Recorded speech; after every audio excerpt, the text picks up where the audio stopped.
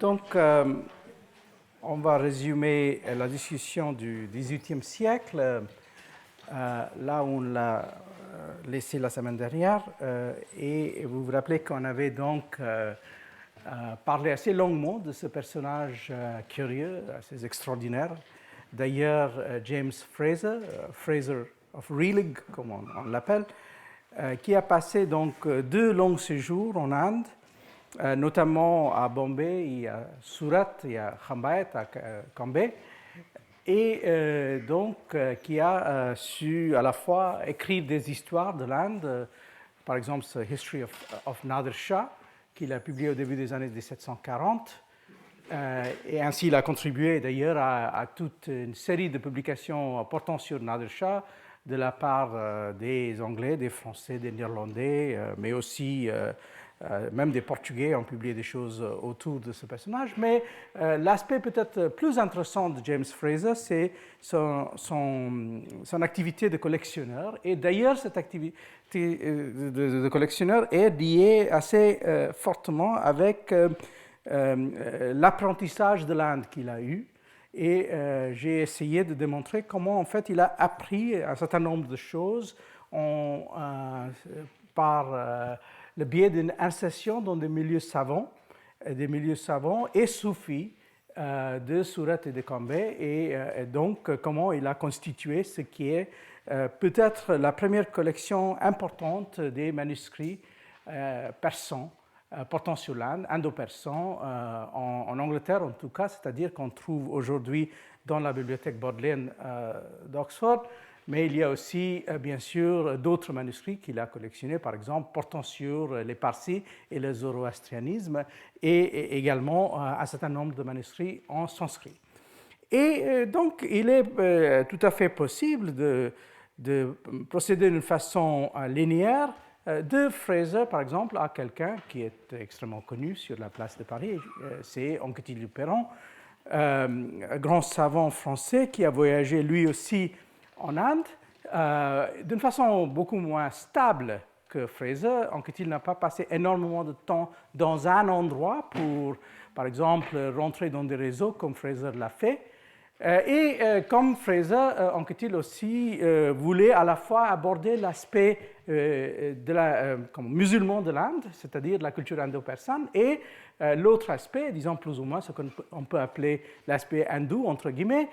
Et vous voyez par exemple qu'il a publié toute une série de choses, cette introduction aux Zen-Avesta, souvent reconnue comme une des premières contributions savantes à l'histoire des Parsis, mais aussi des traductions, par exemple, de l'Upanishad, et encore des choses. On sait également qu'il y a toute une histoire assez compliquée des conflits des conflits savants, je veux dire, entre Anquetil et les Anglais, parce qu'il était très mal vu par un certain nombre de savants anglais qui l'ont traité plus ou moins comme étant un escroc, qui ne savait pas de quoi il parlait. Et c'est cette rivalité entre lui et, par exemple, Sir William Jones, c'est quelque chose qui est assez connu.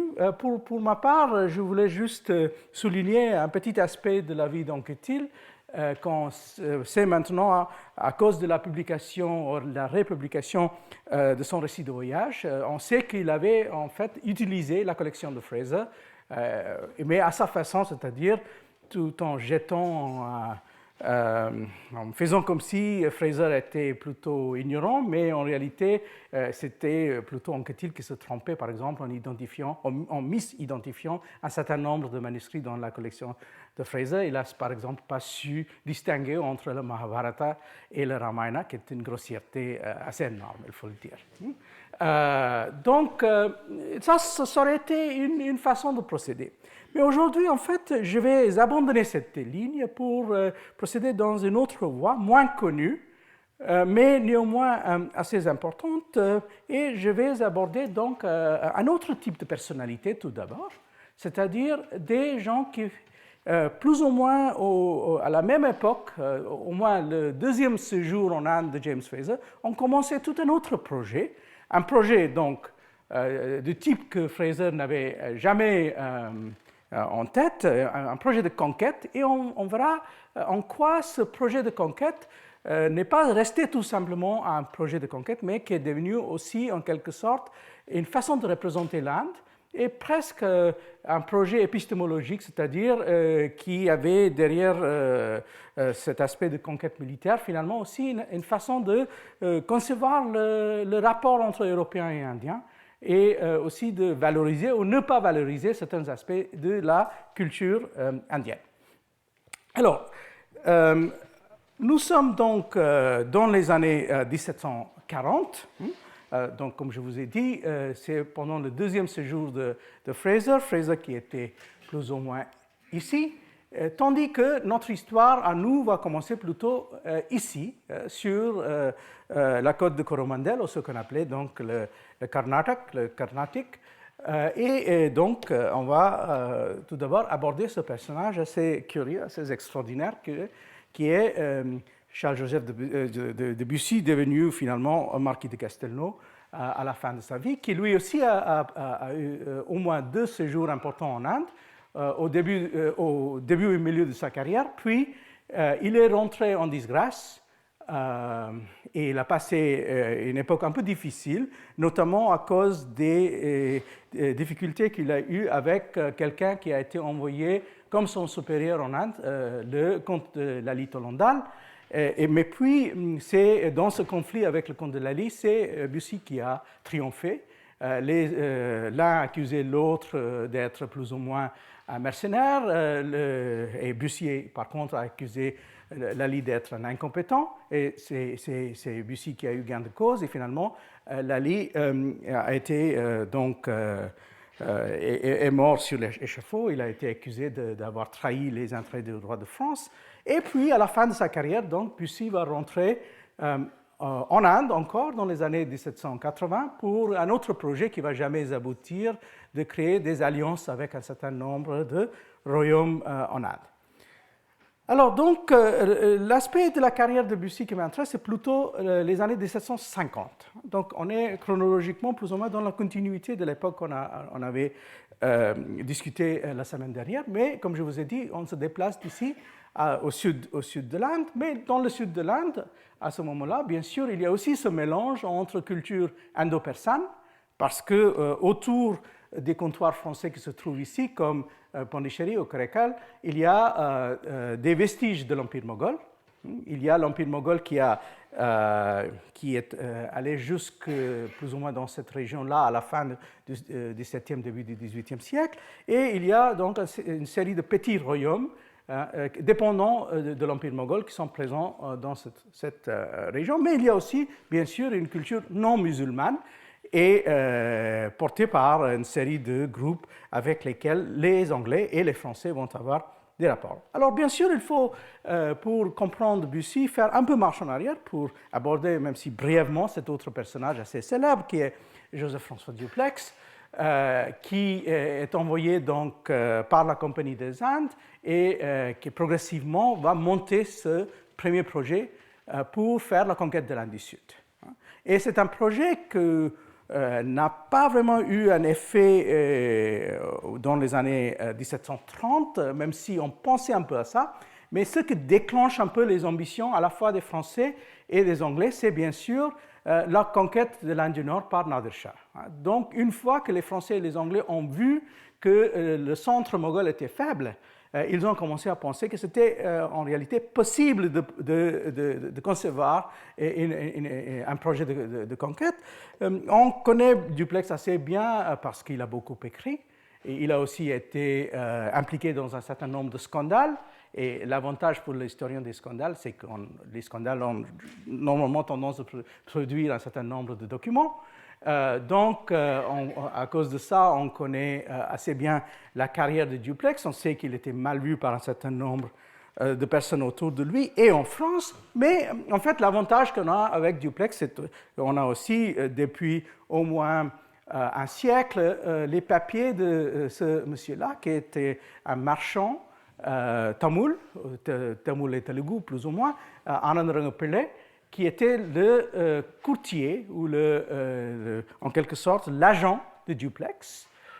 qui a donc agi comme agent de duplex par rapport à un certain nombre de pouvoirs dans la région, et il a laissé donc un journal assez important qui a été tout d'abord traduit pas très bien en anglais, mais on a aussi maintenant une édition de texte en tamoul, et à partir de ce témoignage, un témoignage qui est à la fois très proche de duplex, mais assez critique envers duplex, on voit émerger une autre image, une toute autre image de duplex, quelqu'un qui passe par toute une série de réseaux, qui est très dépendant des banquiers locaux, qui a énormément de rapports aussi avec des gens à partir de réseaux familiaux, parce que duplex s'est marié avec une femme indo-portugaise qui avait en partie une ascendance portugaise.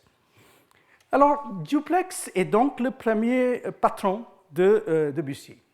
Et quand Bussy arrive en Inde, et ça on le sait, par exemple ce texte publié au moment quand il y avait ces contentieux entre Bussy et le comte de Lally, et puis entre Bussy et la compagnie. Donc, on a produit de la part de Bussy toute une série de textes. Et vous voyez ici un de ces textes et comment en fait les choses sont présentées pour le marquis de Bussy, maréchal des camps et armée du roi, contre les syndics et directeurs de la Compagnie des Indes. Vous voyez un peu la géographie de Bussy qui est en train de se faire déjà de son vivant. Le sieur de Bussy a servi pendant 23 années cette compagnie célèbre formée en 1664 par un grand ministre, notamment Colbert, pour donner au commerce de la nation un nouvel essor. Le nom français respecté chez des peuples barbares, l'alliance d'une compagnie de commerçants recherchée par des souverains, plus de 8 millions de rentes qu'il a su lui procurer, tels ont été les fruits heureux des travaux et des succès du sieur de Bussy. Donc vous voyez, il est présenté comme un grand conquérant, quelqu'un qui a réussi à faire un certain nombre de choses. Et voilà donc comment il présente sa propre vie, c'est-à-dire c'est un auteur anonyme, mais on voit derrière ça la main de Bussy lui-même. On dit qu'il est rentré au service du roi déjà en 1733 en qualité de lieutenant. Il a servi avec son père, mort tôt. Et puis, si on regarde ce texte-là, on voit comment il passe en Inde, dans l'océan Indien en tout cas. Bon, voyons là, mais le sieur de Bussy tendait à quelque chose de plus digne. Donc, c'était quoi? C'est l'occasion présentée par ce projet de conquête en Inde du Sud des vestiges de l'Empire moghol.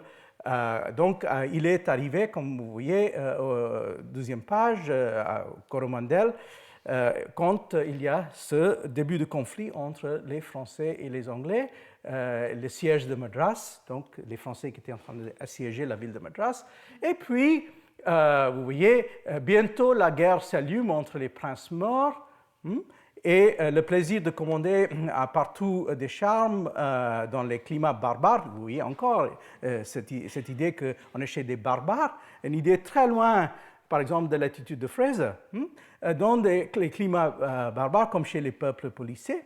Et puis, donc, on raconte cette histoire assez compliquée, assez rocambolesque, de la succession dans l'État de Hyderabad, où il y a donc ces deux personnages, Muzaffar Jang et Nasser Jang, et comment finalement les Français ont pris la partie d'un et les Anglais de l'autre. Et voilà donc Bussy qui va rentrer avec Muzaffar Jang pour soutenir cette partie, et comme ça, les Français vont essayer de devenir les éminences grises dans la région de Hyderabad à partir de Bussy. Donc, gardons, je n'ai pas beaucoup d'intérêt pour les détails de cette histoire politique, mais gardons la chose suivante en tête. Duplex, donc, reste à Pondichéry pour la plupart. Il n'est pas vraiment rentré à l'intérieur de l'Inde. Par contre, Bussy est quelqu'un, c'est un homme de terrain. C'est quelqu'un qui a vraiment envie de rentrer et jouer à l'intérieur de l'Inde. Et c'est en fait sa particularité. Et il va se vanter souvent de ça, qu'il connaît l'Inde comme personne ne le connaît. Et on verra comment il aborde l'Inde. Donc, je ne m'intéresse pas tellement par les activités de Bussy en tant que général, c'est un sujet classique qui a été traité maintes fois, mais plutôt ce qui m'intéresse, ce sont ses attitudes et sa façon de comprendre l'Inde. Et donc, voilà déjà.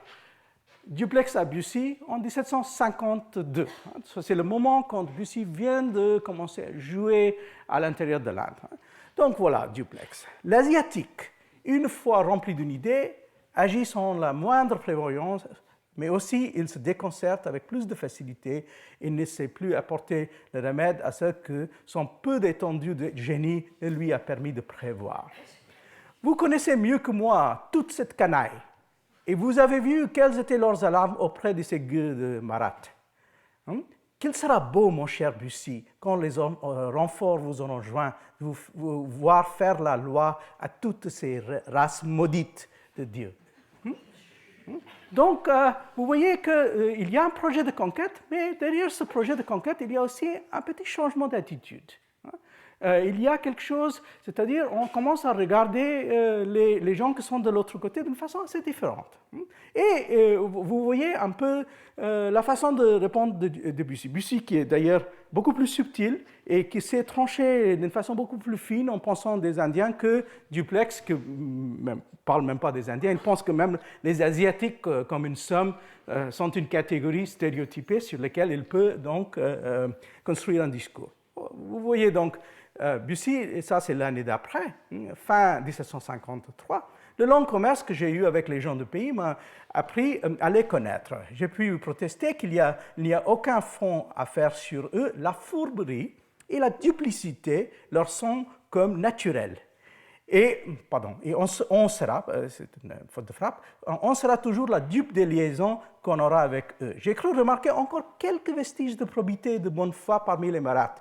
Et s'il fallait opter, je me fierais un peu plus à eux qu'aux Moghols. Mais le plus sûr est de ne se fier ni aux uns ni aux autres et de ne se mêler aucunement de leurs affaires. Un peu curieux quand il est en train de faire la conquête de la région, non? Ces nations n'ont aucun frein. Elles sont toujours disposées à sacrifier à leurs intérêts les engagements les plus inviolables. Donc, vous voyez, il est dans la cour des Asaf Jahi à Hyderabad, en train de traiter avec ses princes. Il est avec les Marathas à Pune et à Aurangabad. Et autour de ces mouvements qui vont durer quelques années, il va continuer à discuter ces questions, mais finalement pour construire une vision qui est à la fois assez lucide et assez froide des choses. Il avait en particulier quelques alliés, et en particulier il y avait une personne assez importante dans ses affaires qui s'appelait Léon Morassin, qui était le neveu de Madame Duplex, mais qui était aussi quelqu'un qui était très important comme lieutenant de Bussy en quelque sorte. Et voilà donc une lettre qu'il écrit à Morassin. Et vous voyez qu'il a ces mots et ces concepts qui sont des concepts clés qui vont revenir sans cesse dans son discours. Dans une nation aussi fourbe que celle avec qui nous avons à traiter, ne mettre jamais que la droiture et la probité, je pense que c'est être dupe et nous le serons infailliblement de cette race si nous ne nous conformons pas un peu à l'usage de ce pays. Je compte bien me faire un mérite auprès du Nabab et des morts d'avoir sauvé ces provinces et qu'on ait obligation aux Français de s'être opposés à l'invasion du Raja, ça veut dire les Marathas. Il faut que vous mettiez par vos intrigues Jafar Ali à 2 doigts de sa perte, soufflez le feu de la discorde autant que vous le pourrez entre lui et Ramaraja. Il est de notre intérêt que ces 2 hommes ne s'entendent point. Je dirais à tous ceci comme Anon, je ne trouve pas l'origine de cette citation, mais c'est Anon le Carthaginois. Parmi ce peuple faux, à qui garder ma foi, c'est aux événements à disposer de moi. Et alors, donc, là, vous voyez encore cette idée. Les autres sont des fourbes. Alors, on a donc 2 options dans ce monde entouré par des fourbes, soit être fourbe soi-même, soit devenir dupe. Voilà les 2 options, on n'a pas de troisième possibilité. Et voilà donc finalement cette autre petite lettre assez curieuse qu'il écrit à Morassin. Cette lettre a servi contre Bussy quand on a fait procès. Ce n'est pas à monsieur le directeur commandant de la colonie française que je m'adresse, c'est avec monsieur Morassin, ancien ami, avec qui je traite avec franchise et cordialité. Je le prie, sur l'une et l'autre qualité, de suivre exactement ce que je vais lui dire. Il verra aussi bien que moi que le bien de la chose me guide. il faut un peu mettre à côté les usages européens pour se conformer à ceux du pays. Encore une fois, mon ami, suivez les usages du pays, caressez les uns, menacez peu et faites beaucoup espérer à tout le monde. Et finalement, dans cette lettre, il va continuer pour dire qu'il ne faut jamais dire à la compagnie le type de revenu qu'on a sous la main et il faut essentiellement partager l'argent entre les gens de la compagnie, par exemple lui-même et Morassin, et ça c'est l'usage du pays.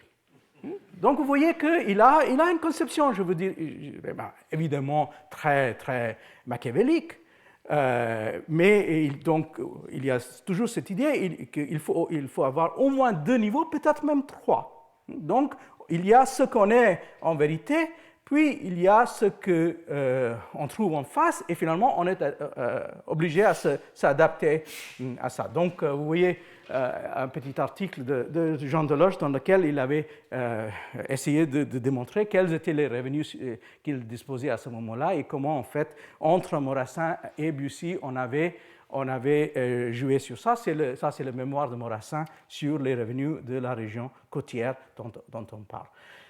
D'ailleurs, ça c'est un texte de Morassin lui-même, et dans cette lettre qui a été publiée dans un des textes contre Bussy, on va se dessiner les mêmes idées, et d'ailleurs, il va utiliser le même type de langage. Il va expliquer que Bussy connaît mieux que personne la politique More, il est celui qui est le mieux instruit sur le gouvernement More, et ici et là, on va voir une espèce de saupoudrage de cette idée qu'il y a donc la mauvaise foi, vous voyez, la fourberie et la mauvaise foi, dont chacun fait sa principale.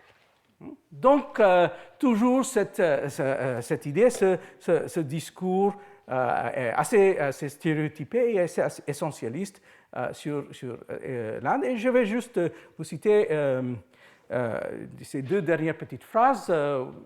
Voilà, ça c'est un texte, mémoire instructive sur l'état politique des Maures et des Français. C'est écrit par Bussy à Duplex. Tel est l'esprit de la nation Maure, que chacun ne songe qu'à son avantage présent et personnel. Il sacrifie tout à cette idée, fidélité et reconnaissance. Homme de la patrie, de la nation, tous ces noms-ci sacrés chez tous les peuples ne sont rien parmi les morts au prix de l'intérêt particulier. Et voilà, il revient sur ce genre de choses dans un autre texte qu'il écrit à son ami Marion Dumerson, dans lequel il dit que en fait, en réalité, il est totalement indifférent à tous ces honneurs qu'il reçoit en Inde, et combien je préférerais une promenade au Palais Royal ou aux Tuileries et un souper avec 2 ou 3 amis de votre caractère à la vaine pompe des grandeurs asiatiques dont je suis excédé. Mais il n'est pas si excédé qu'il rentre en France, il continue, et il va continuer donc à construire ce projet qui va durer tout à la fin des années 1750. Et là, c'est une autre lettre dans laquelle il explique comment le comte de Lally, nouveau venu de France, n'a pas compris les usages du pays. Et c'est pour cela donc qu'il y a ces désagréments entre les deux. Donc ça, c'est déjà quelque chose qu'il faut garder en tête, c'est-à-dire avec le projet de conquête, il n'y a pas seulement des actions militaires, il y a quelque chose qui change dans la vision de l'Inde. Il y a quelque chose qui change dans la perception des Indiens, et qui sont vus maintenant comme des gens absolument pas fiables, et comme vous voyez, qu'ils soient des musulmans, des Maures, qu'ils soient des hindous comme les Marathas, peu importe. Et il dit qu'à un moment donné, il a peut-être vu un peu plus de probité chez les uns que les autres, mais finalement, il a décidé qu'il n'y avait pas une grande différence. Alors, ce qui est extraordinaire, c'est que cette attitude n'est pas du tout limitée à Bussy. Il a, disons, si vous me permettez cette phrase, il a cette capacité de dire tout haut ce que les autres pensent tout bas. Donc, il dit, avec une certaine lucidité, il faut le dire, et avec un certain cynisme et une attitude machiavélique, comment il faut aborder l'Inde. Et vous voyez que finalement, ce genre d'attitude va gagner pas mal d'autres personnes. Je vous donne un exemple assez mineur et pas très connu. Ça, c'est un personnage qui s'appelle Antonio José de Noronha, qui était un Portugais, qui était un de ses évêques in partibus infidelium, Il était censé être l'évêque de Bodrum, mais bien sûr, à Bodrum, il n'y avait pas d'évêque catholique. Donc, il a passé pas mal de temps en Inde, autour de Goa, mais puis à Madras et dans ces régions-là, à construire des fantaisies d'un empire portugais renaissant dans les années 1740, 50, 60. Et il a donc essayé de construire toute une série d'alliances. Il avait des rapports assez proches avec les vice-rois, mais aussi avec un certain nombre d'Anglais, avec un certain nombre de Français. C'est quelqu'un qui, finalement, va passer pas mal de temps en prison parce que ses projets ne vont jamais aboutir à quoi que ce soit. Il faut le dire qu'il a aussi attiré l'attention au XXe siècle des romanciers portugais. Voilà un roman portant sur lui, Apostasia de um Bispo. Et maintenant, même dans les journaux portugais, de temps à autre, on dit que c'était un des super portugaises. C'était un des grands Portugais oubliés par la postérité ingrate. Mais ce qui est assez extraordinaire, c'est qu'il nous a laissé ces textes-là. Donc, ce n'est pas quelqu'un qui, en termes de conquérant ou autre chose, serait particulièrement remarqué, mais c'est quand même quelqu'un qui avait aussi des prétentions d'être une espèce de théoricien. Un théoricien avec une connaissance, par exemple, de ce qu'il appelle au système martial asiatique, le système martial asiatique, où il décrit comment on fait la guerre en Asie, mais pas seulement comment on fait la guerre en Asie, mais comment en fait on peut presque faire une espèce d'ethnologie de la guerre en Asie. C'est-à-dire que les Afghans font la guerre d'une certaine manière, les Moghols d'une autre manière, les Maraths d'une autre manière, et donc il faut connaître la particularité de chacun de ces peuples. Et en fait, il dit à un moment donné, et c'est assez clair dans son esprit, il dit, comment est-ce que vous imaginez que Bussy, avec si peu de soldats, ou Clive, avec aussi peu de soldats, ont réussi à faire les conquêtes qu'ils ont faites. Il écrit ça vers le milieu des années 1750. C'est parce qu'ils avaient cette connaissance de l'Inde. Donc, ils se vantent d'être, en quelque sorte, l'équivalent portugais de Bussy ou de Clive, sauf qu'il a l'avantage que les autres n'ont pas, c'est-à-dire que les Portugais ont fait ça depuis le XVIe siècle. Donc, il s'insère dans la tradition portugaise qui est beaucoup plus importante, beaucoup plus solide, et aussi avec cette connaissance qu'il a du monde contemporain. Et d'ailleurs, il y a ce moment assez curieux en 1749, quand il va essayer de construire une forteresse à Madras, à côté de la forteresse anglaise, plus ou moins dans la région de Adyar, au sud de Madras, et il va donc finalement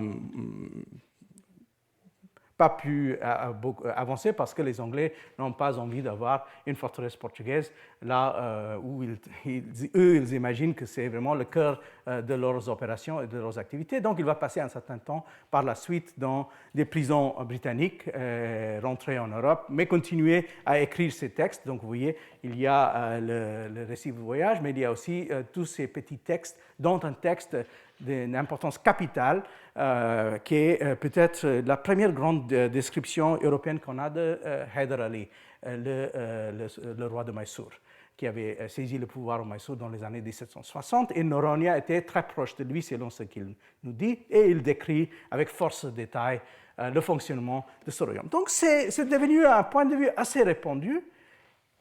Mais de là, on arrive à des gens qui vont finalement croiser un peu cet aspect. Donc, vous voyez que Bussy s'est enrichi. Il est revenu en France avec beaucoup d'argent. On ne sait pas exactement combien. On sait qu'il a su aussi avancer socialement. Il est devenu marquis. Quand il était parti en Inde, il n'était rien de ça.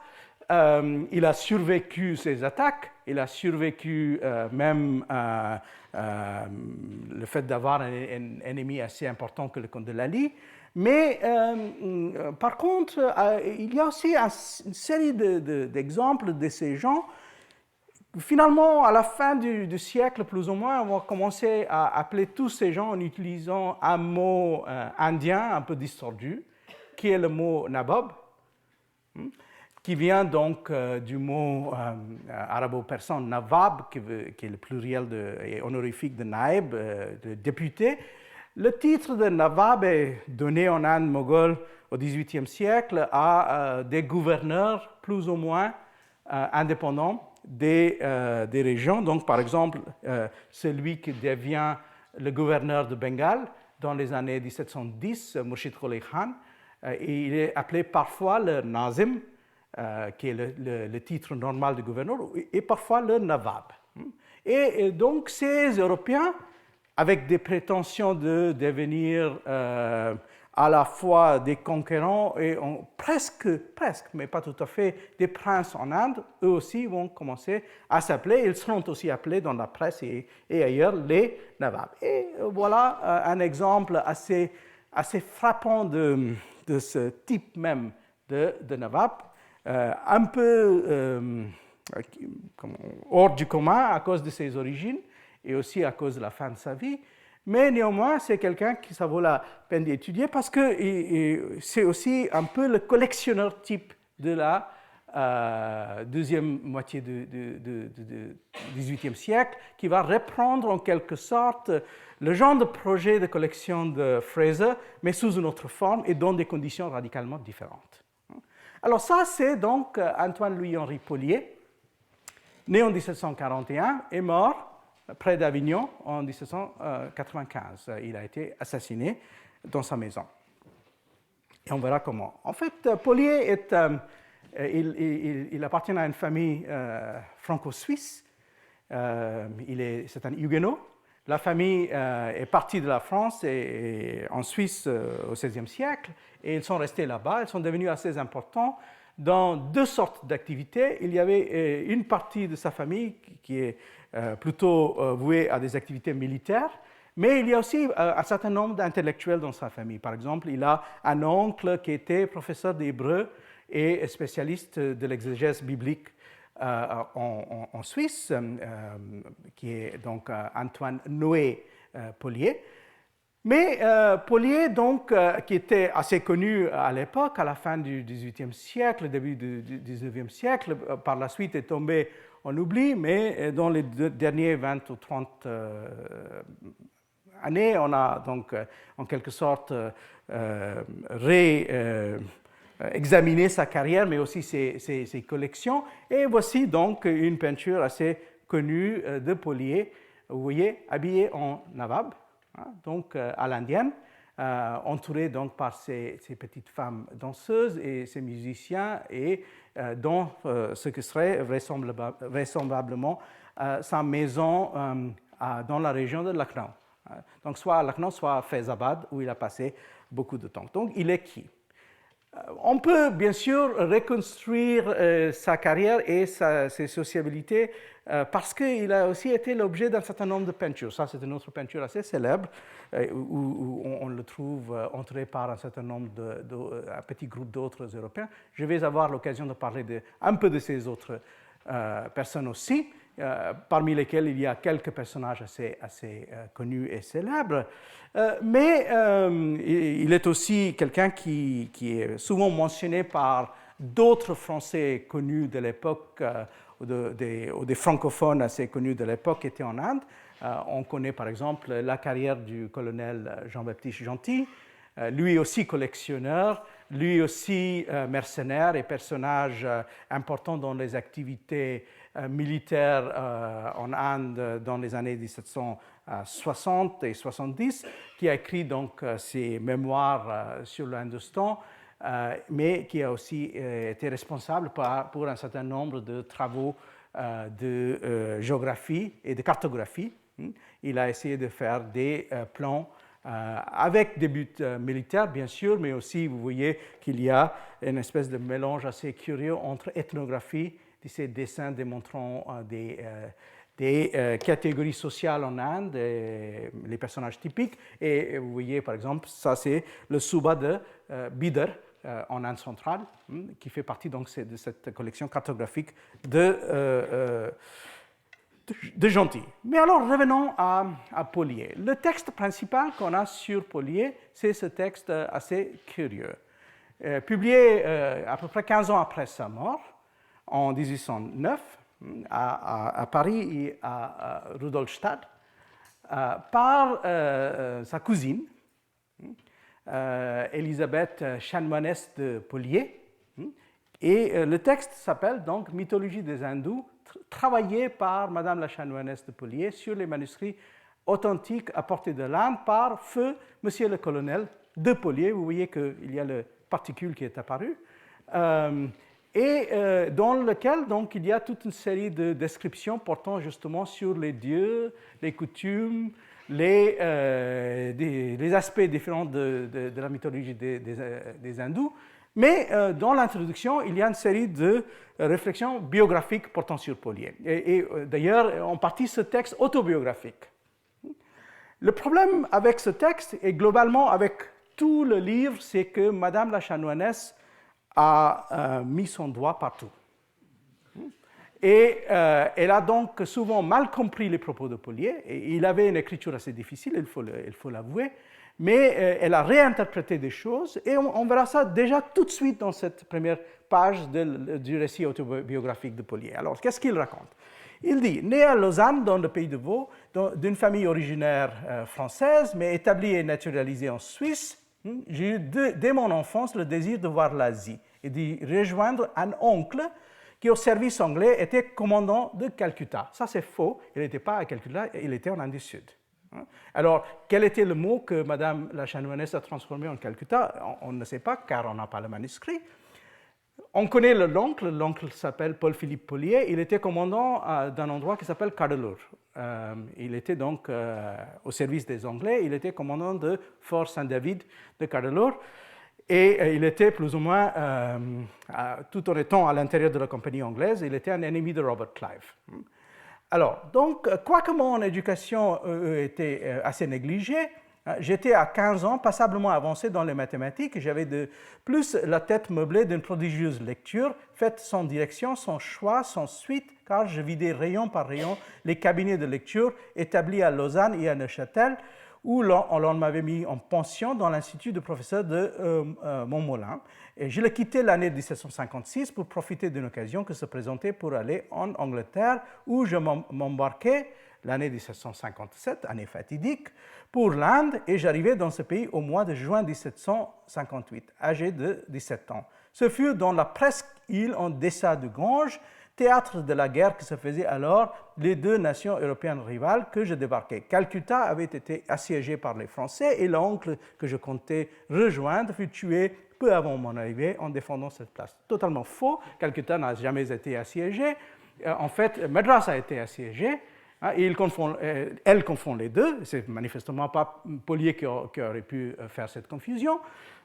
Mais ce qu'on comprend, c'est qu'il est arrivé avec l'idée de travailler pour les Anglais et ne pas pour les Français, et aussi qu'il avait quelques passages possibles parce qu'il avait cette famille, et cette famille avait donc un passé dans le service de la compagnie. Il y a aussi quelque chose d'autre qui est assez intéressant, c'est qu'il parle de ses formations en mathématiques. C'est important parce que par la suite, il va se présenter comme ingénieur et spécialiste des fortifications.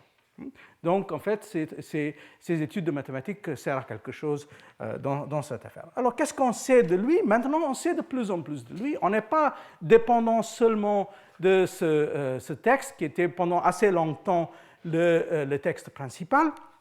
Le livre de Maya Jasanoff, traduit en français récemment, aux marges de l'Empire, se base pour l'essentiel sur le texte de l'autobiographie et quelques lettres de Polier. Mais elle se base également sur les lettres d'un autre personnage assez intéressant, plus ou moins contemporain, et ami de Polier, qui, en fait, dans ces peintures qu'on voit avec le combat de coq et autre chose, et il est aussi présent, c'est Claude Martin, un Lyonnais qui a passé énormément de temps en Inde, plus ou moins au même moment, et voilà la traduction française du livre de l'historienne anglaise Rosie Llewellyn-Jones portant sur lui. Mais ce qui est assez intéressant et important pour nous, en fait, c'est plutôt ce troisième livre.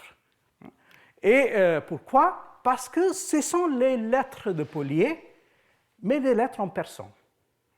parce que Polier avait tout un réseau de correspondants, surtout en Inde du Nord, à qui il écrivait en persan. Et ces lettres sont restées pendant très très longtemps à la Bibliothèque nationale, ici, mais finalement, on a eu cette publication partielle, parce que ça, c'est la première partie de ces lettres, la deuxième partie reste encore à éditer, le deuxième volume. Mais ce texte, donc, la collection des lettres, a été construit par Polier lui-même, c'est-à-dire sous sa direction. On verra qu'il a un rapport très curieux avec ces lettres parce que Polier, en fait, n'était pas capable d'écrire le persan. Donc, quand on dit ces lettres en persan, ça veut dire des lettres écrites par quelqu'un sous ses ordres. Et c'est qui ce quelqu'un? Il y avait différentes personnes qui s'appellent donc des munshi, des scribes, mais ils sont plus que des scribes, ce sont des secrétaires plus ou moins.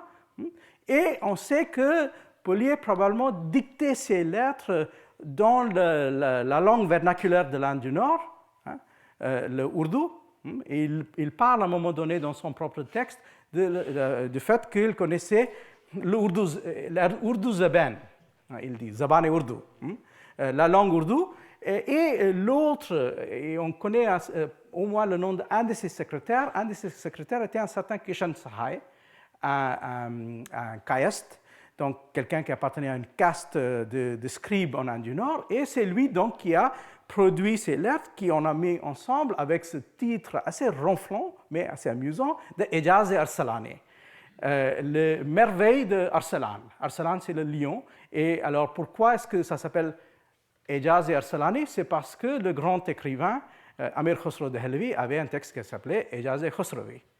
Donc, il se comparait en quelque sorte à Amir Khosrow. Il faut être un peu osé pour faire ça.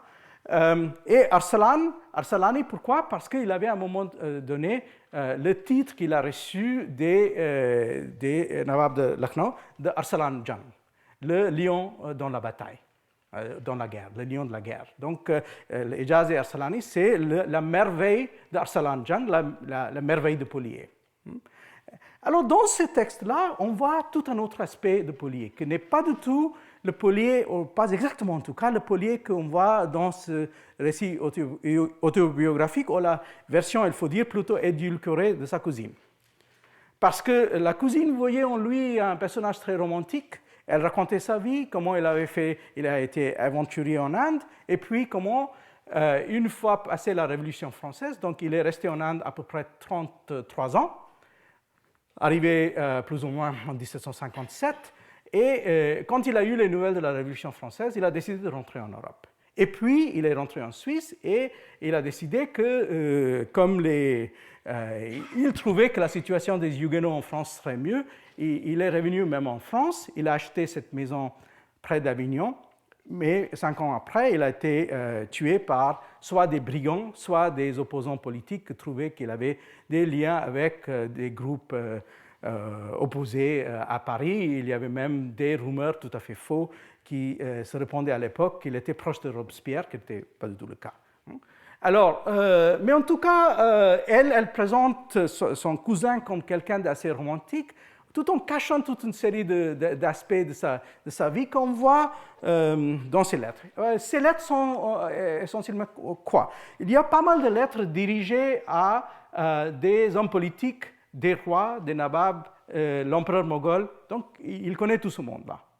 Mais puis, il y a aussi d'autres lettres qu'il écrit, par exemple, il a deux femmes musulmanes, qu'il appelle le Bari Bibi et le Choti Bibi, la grande et la petite épouse.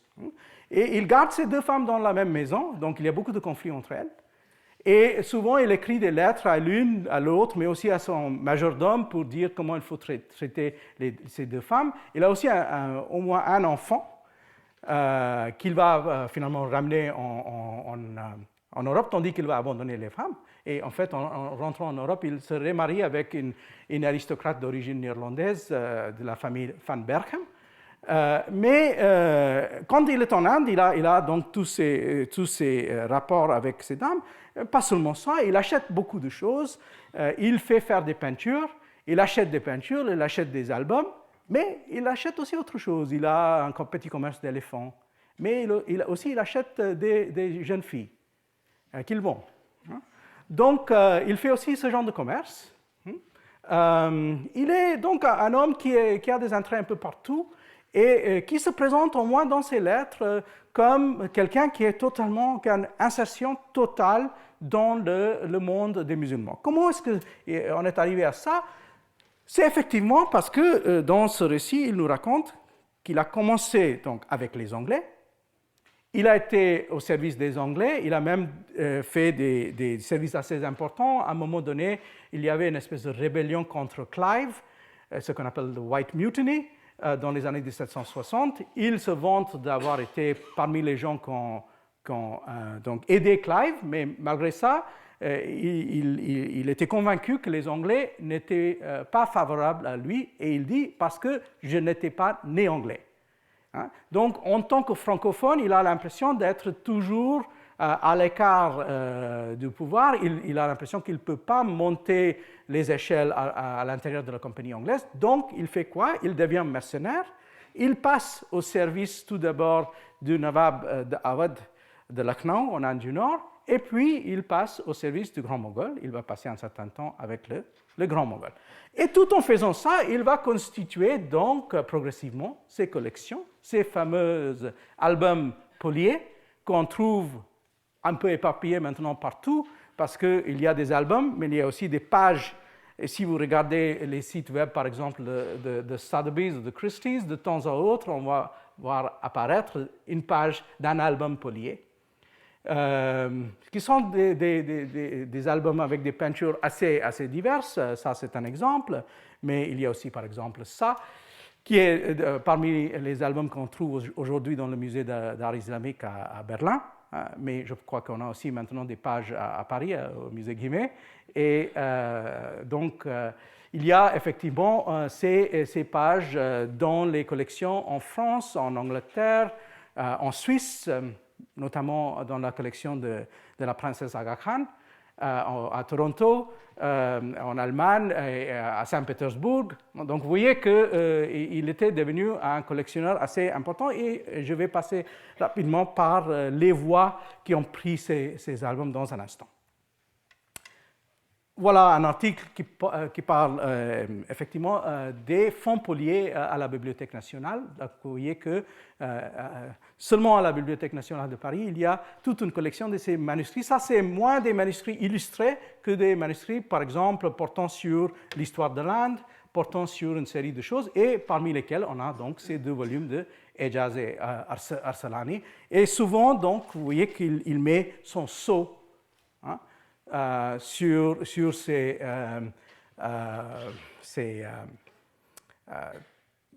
albums-là. Par exemple, il y a un de ces sceaux qui dit « Imtiaz al-Dawla, Iftikhar al-Mulk, colonel Poulir Bahadur Arsalani Jang ». Donc, son titre qui est parfois aussi lié avec un roi en particulier. Et dans un autre, il s'appelle colonel Anthony Poulir Bahadur Arsalani Jang, Fidwi et Badshah Ghazi Shah Alam. Il est donc le serviteur de l'empereur Ghazi Shah Alam. C'est le moment quand il était au service donc, de l'empereur moghol. Alors, parmi les autres activités de Polier, il faut dire aussi qu'il y avait, il reste important dans l'histoire de l'orientalisme occidental, parce que l'orientalisme dans le sens savant, parce qu'il est lié avec une chose en particulier qu'il a fait, et ça c'est quelque chose qu'il raconte à un de ses correspondants, parce qu'il n'avait pas que des correspondants en Inde, il était aussi lié avec quelqu'un qui est assez important, qui était à la tête de la société royale anglaise, qui est Sir Joseph Banks. Sir Joseph Banks, qui était un homme à réseau, lui aussi, lié dans la première partie de sa vie avec le capitaine Cook et ses expéditions dans le Pacifique, mais puis Banks, qui était devenu assez important par rapport à toute une série d'autres réseaux à la fois scientifiques et commerciaux. Il était aussi très intéressé par les questions de botanique, etc. On a encore, dans son cas à lui, des lettres éparpillées un peu partout dans le monde. Mais Banks, à un moment donné, devient le cible de Polier. Polier a envie de nourrir des relations proches avec lui et pour le séduire en quelque sorte, il lui fait un cadeau assez important et qui reste donc souvent, quand on parle de Polier, un des aspects centraux. Il nous raconte qu'il s'est intéressé pas seulement dans la culture persane, bien sûr, il était très bien inséré dans ce milieu-là, mais aussi dans les choses des hindous. Il utilise le mot hindou. Les hindous instruits, et en état de bien détailler ces prodigieux chaos de mythologie qu'ils ont, qu'est-ce qu'il fait? Il dit qu'il a commencé à construire un savoir autour de ça. Comment est-ce qu'il fait? Vous voyez ici, il utilise ce mot, comment il possède à fond la langue vulgaire de l'Inde, nommée Moors par les Anglais, Urdu Zaban par les naturels du pays. Et donc, dans cette langue, il a commencé un rapport avec un monsieur qui s'appelait Ramchand, il était un habitant de Sultanpur, près de Lahore. Il était sikh de religion et de la noble tribu des Khatris. Et donc, avec ce Ramchand, il a commencé tout d'abord à apprendre des choses sur la mythologie des hindous, et aussi en collaborant avec un certain nombre de brahmanes. Mais par la suite, il passe à quelque chose d'autre, c'est-à-dire, dans son réseau, il a aussi ce monsieur-là, que malgré les apparences, est un Portugais, qui s'appelle donc Kheradman Khan, ou Akalman Khan, qui était un Portugais qui s'appelait Pedro da Silva Leitão. Et ce Akalman Khan ou Kheradman Khan était employé à la cour de Jaipur par le roi de Jaipur.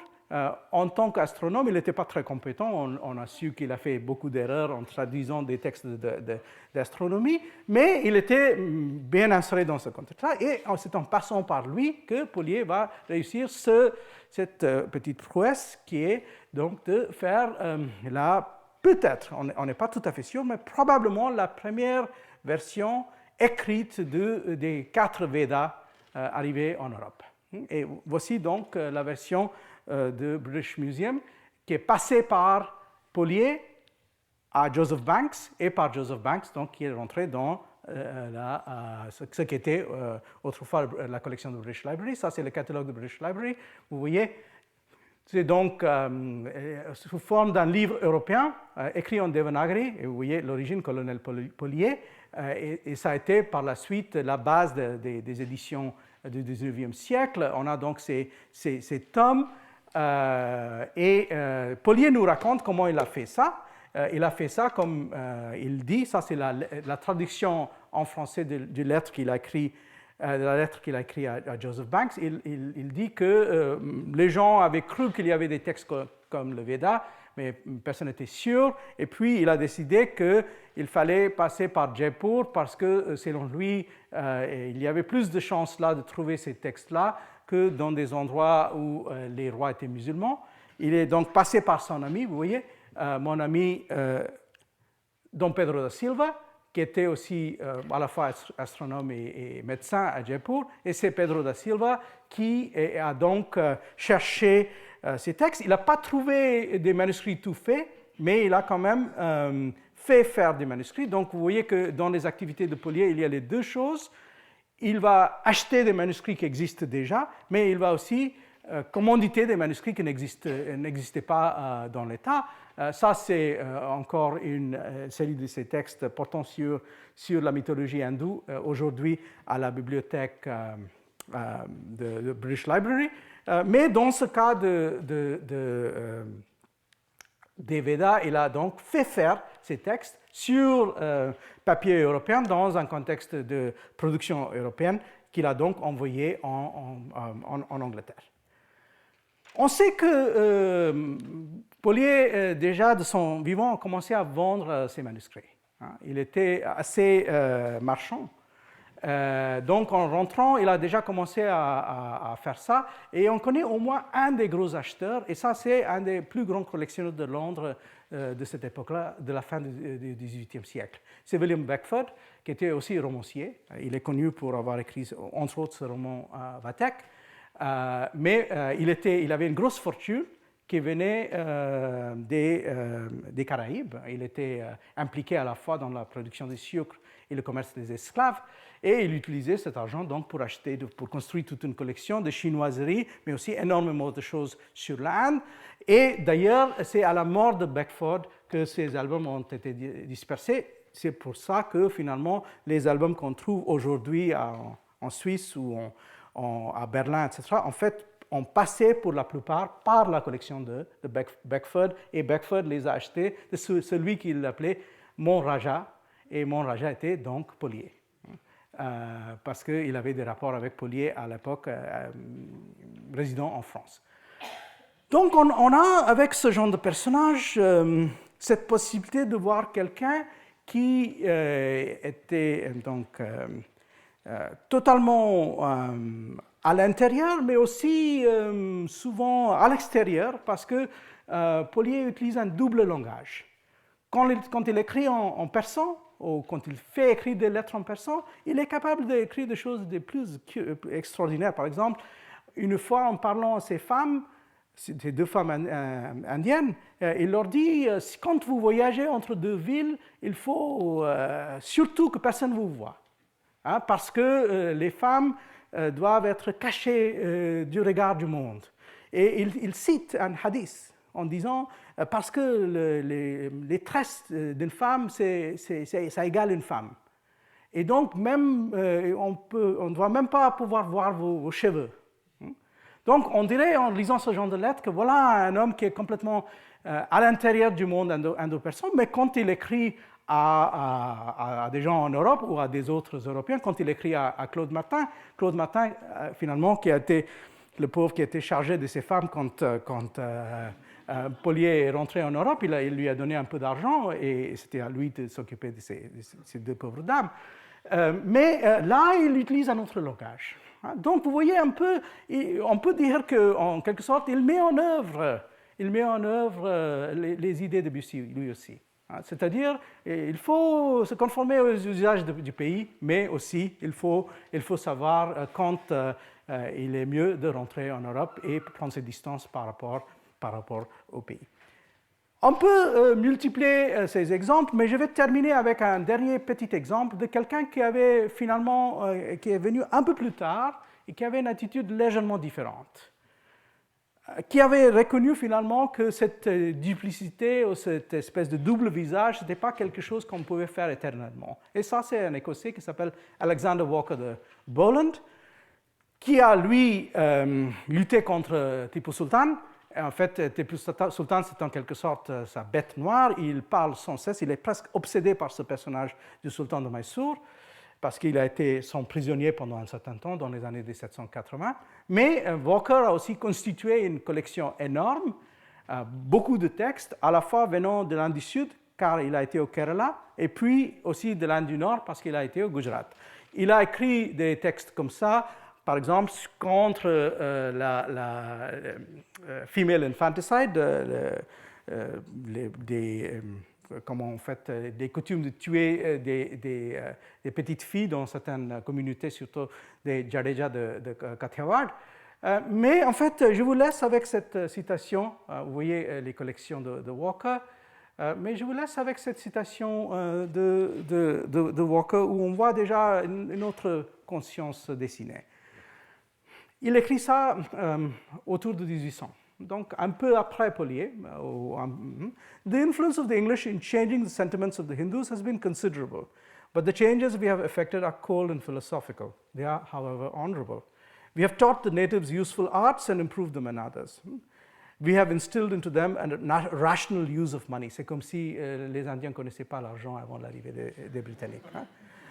There is reason to suspect that the form of the company's government is unfavorable to the preservation of the dominion. Donc, il dit en quelque sorte que le gouvernement de la compagnie va s'autodétruire parce qu'il n'y a pas de liberté.